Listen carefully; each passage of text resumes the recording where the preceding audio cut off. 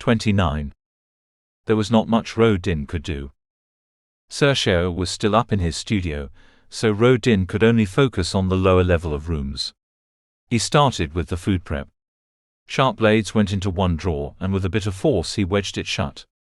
It would need a hefty pull to release it now, not something that could be done on the sly. Sergio might not be too happy, but that was the least of Rodin's concerns. Next he considered escape routes. He needed to prevent her fleeing, but still leave an exit should he require it.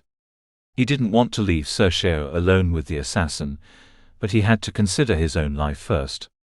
If that meant using the man as a distraction, well, it wouldn't be the first time Rodin had done something like that. They were too high up for the windows to be an issue, so that only left the lift. He hacked the system and set up an alert on his screen. If someone followed her up, he'd know about it, and his screen would fit snugly into a pocket in his trousers.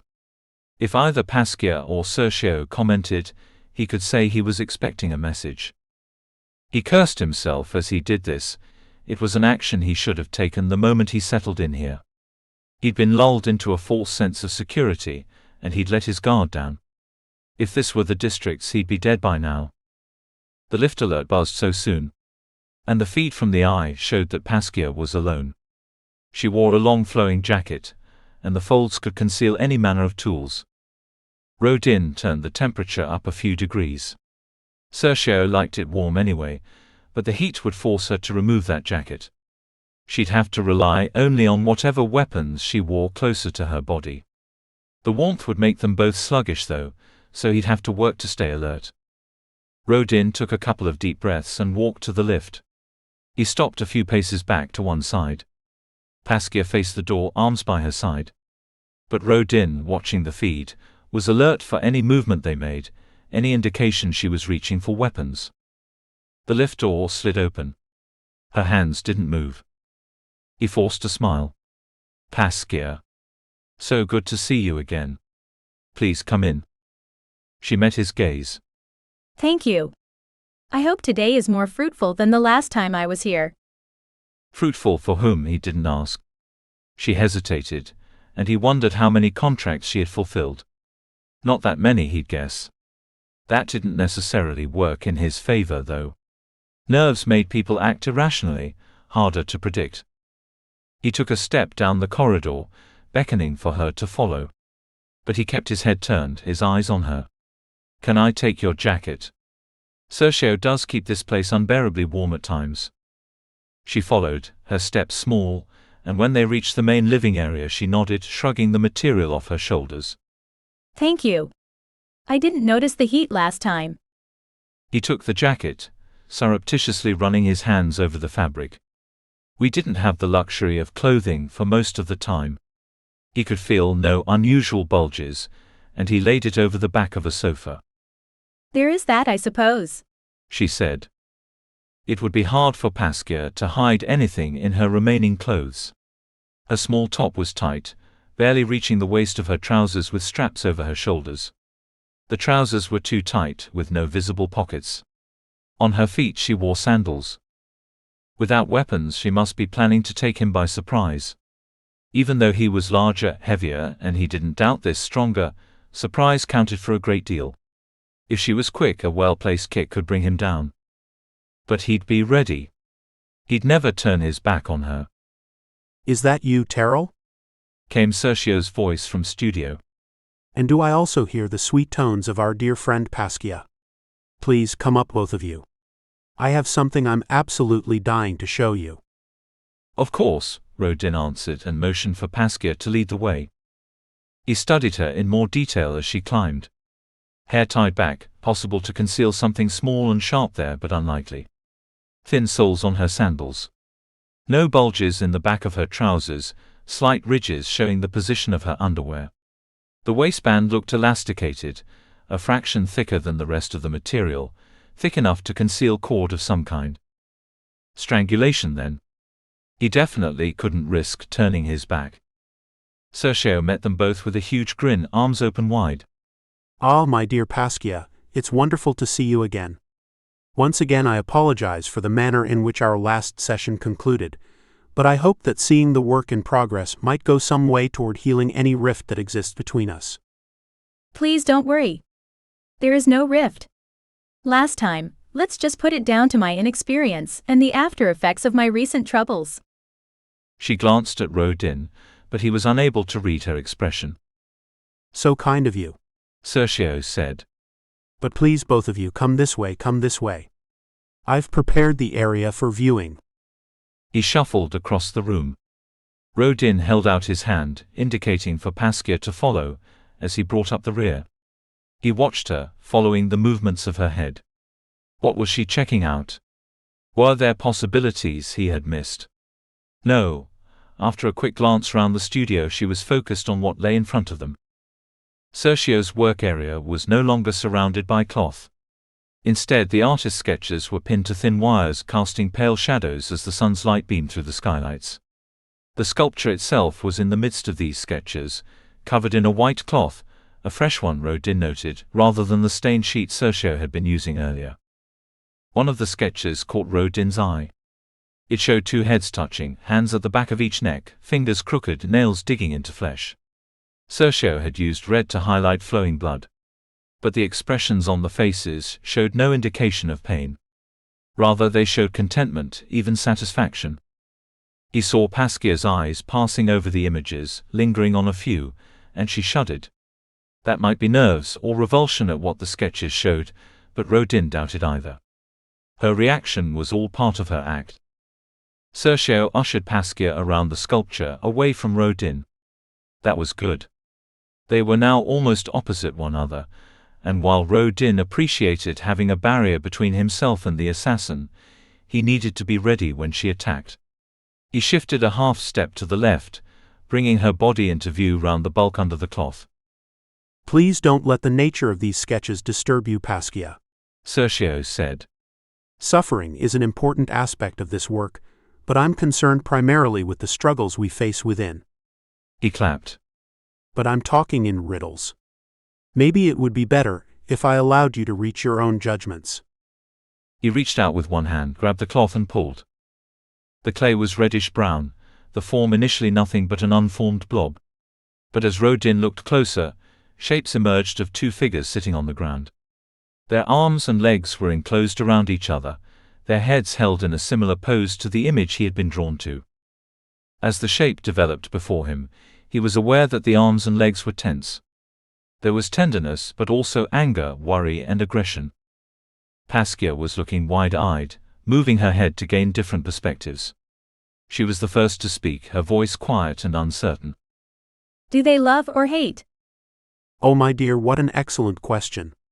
You've seen into the very heart of the piece. Sergio waved his arms now, and his eyes sparkled. Love and hate, so often viewed as opposites, but why cannot they exist side by side? Do they love or hate? They love and they hate. That is the underlying conflict in us all. As he spoke, Paskia circled slowly, eyes focused on the clay. She nodded as Sergio spoke, and at one point she raised a hand, reaching for the clay but never touching. And this is why you had us pose as you did, she said. I understand now. Thank you. Rodin kept his feet firmly on the ground, one slightly behind the other. He tensed himself as Paskia rounded the sculpture. And you were both such perfect subjects for my studies. You both, I would venture, harbor secrets, but also wish to be honest and open. You want to reach out to others, while remaining hidden away deep inside. It is a dichotomy that I find truly fascinating. Paskia was almost next to Rodin now. He met her gaze. There was a smile on her face, and her eyes glistened. It's amazing, she said softly. Rodin heard her breathing, saw the rise and fall of her chest. She moved one hand through the air like she was caressing the clay. Her eyes were back on the sculpture now, and over the far side Sergio beamed. And what does my wonderful assistant think? He asked, with maybe a note of concern. Rodin looked to the sketch, the blood running down the arm. Was this an important sketch? It seems to encapsulate this. I believe you used the word dichotomy. It is possible for the pain and conflict within ourselves to show itself through aggression towards those whom we have no desire to harm. He didn't know quite where those words came from, but they sounded good. From the expression on the artist's face, they were clearly appropriate. And once more your keen intellect shines through, my friend. Sergio let loose a long, contented sigh. It does my soul good to hear that the two of you understand this piece, even in its raw form. It gives me every confidence that I'm following my muses as they intend. But now my stomach reminds me that it is time perhaps to eat. Unless our delightful guest would prefer to spend more time up here? Paskia smiled. Seeing this has set my mind at rest, and food would be most welcome. Thank you. Sergio led the way, followed by Paskia, then rode in. There was a smile on Paskia's face, and she walked close to Sergio. Relaxed then, and confident. Like she'd figured out her plan. They sat at the table, Sergio with his back to the wall, Paskia on an adjacent side, and rode in facing the artist, Paskia to his right. He couldn't have chosen better positions. She couldn't launch a head-on attack, and she had her weaker side to him. But before he sat, he went to the food prep. Sergio was already talking of a recent exhibition he'd seen, and this gave Rodin an excuse for remaining side-on, avoiding the impoliteness of turning his back on one speaking to him. But it also allowed him to keep an eye on Paskia. She focused on the artist, not even glancing over to Rodin again. She appeared confident. When the food was ready, he approached the table with care. With his hands full, Paskia would have an ideal opportunity to attack. But she only looked up at him and nodded her thanks as he transferred bowls from the tray to the table. He returned to the food prep and brought over drinks, then sat. As they talked, Sergio kept up a monologue, Paskia and Rodin only talking when he asked a question. They finished with cakes. Paskia looked surprised when Sergio informed her of how his assistant made the sponges from scratch, rather than relying on a ready mix. She looked over to him, eyebrows raised, and Rodin mentioned how he liked knowing how things came about. I sometimes feel that too much is taken for granted, he said, Terrell playing his part, and we too readily rely on the work of others. In certain matters such as preparing food, I much prefer to rely on my own efforts. Of course, my dear assistant, there is a counter-argument, in that those who prepare such food professionally do so to a far higher standard. We exist as a society, and as such each should utilize the skills they have in the service of others. True, and dedication does lead to expertise. But equally, a narrow focus limits our opportunities should situations change. For myself, I never set out to become an artist's assistant, but the various skills I've developed through my previous endeavors enables me, if I can accept your gracious praise, to perform this role in a satisfactory manner. The words were Terrell's, but they forced Rodin to think of his own life.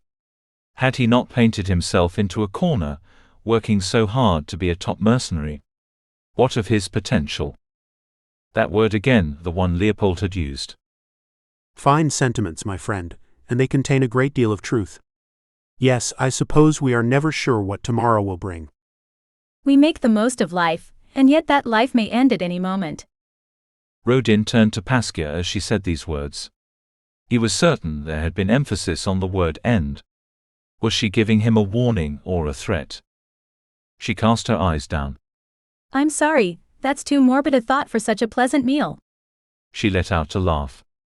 I appear to have a talent for bringing our times together to a shuddering halt, don't I? Sergio blustered, assuring Paskia that he cherished those who spoke plainly, and that none of them should be afraid to speak the truth. Paskia was embarrassed, acted embarrassed, Rodin reminded himself, and she rose from the table, saying that maybe it was time for her to leave. Rodin rose too. Ready. This moment of mild confusion might be the cover she was seeking. There were blades on the table, not sharp, but Rodin knew from experience that even blunt edges could be effective weapons, and Rodin watched for her to reach for one. But she walked through to the main living area, picking up her jacket and putting it on. Thank you most kindly for your hospitality, Sergio. I believe your work will be a great success. But I really must go now. She turned to leave, and Rodin followed. Allow me to escort you, Paskia, he said, Terrell once more to the fore. The lift arrived. The doors opened and she stepped in. Then, reaching out to prevent the doors closing, she turned. Her eyes were coated by a fine sheen of moisture, and she swallowed before she spoke. Terrell, I have a favor to ask of you. My visits to these rooms have been wonderful, but they've also brought back, at least, I think they've helped me uncover. Her hand slapped against the door. Oh, why can't I find the right words? Her other hand clenched, then unclenched. Rodin watched it carefully. Was this preparation? Had she hidden a weapon in the lift? I'll be blunt, She said after a sigh. my mind is filled with confusion, and I need to talk to someone who might, if not understand, at least be a sounding board. Someone who wouldn't mind spending a short while with me. Her voice faded, but also rose in pitch, turning the words into a desperate question. It was a superb performance, Rodin had to give her that. And as an attempt to get him to enter the lift with her, it almost worked. Only with a force of will did he hold back from stepping forward. Her lip quivered, and when she blinked a small tear ran from the corner of one eye. The lift eye would record anything that happened.